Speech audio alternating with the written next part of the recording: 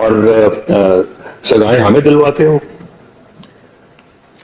اور دیکھیں کتنے افسوس کی بات، یعنی ہمارے اوپر تو یہ چارجز ہیں جس کے لیے جیلوں میں بھی ڈالا گیا، جس کے لیے سزائیں بھی دی گئیں، اور جس کے لیے پوری پارٹی کے سرکردہ لوگوں کو اور پورے خاندان کے لوگوں کو، میں، میرا بھائی، میرا یہ بیٹی، میرے بھتیجے، میرے اور ہماری پارٹی کے لوگ جو مختلف جھوٹے الزامات میں جن کو اندر کر دیا آپ لوگوں نے، جن کو مجھے آج 7 سال کے بعد انصاف مل رہا ہے.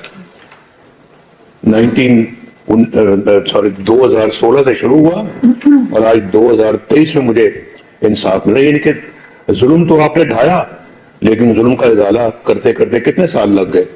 آج بھی میں مقدمے بھگت رہا ہوں، اور جھوٹے مقدمے، سرٹیفکیٹ لگا ہائی کورٹ کا کہ یہ سب بوگس تھے.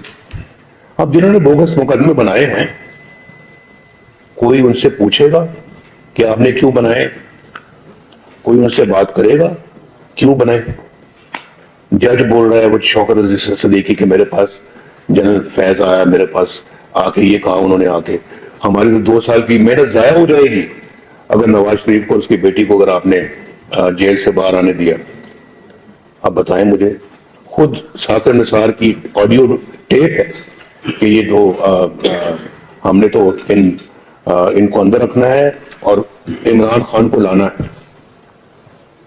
اب یہ سپریم کورٹ کا چیف جسٹس یا سپریم کورٹ کا چیف جسٹس یہ باتیں کر رہا ہے، اور پھر اسی نے اپنے دور میں چیک کرنا ہے، اسی کے دور میں یہ 190 ملین پاؤنڈ کے جو پیسے تھے وہ سپریم کورٹ میں آئے تھے.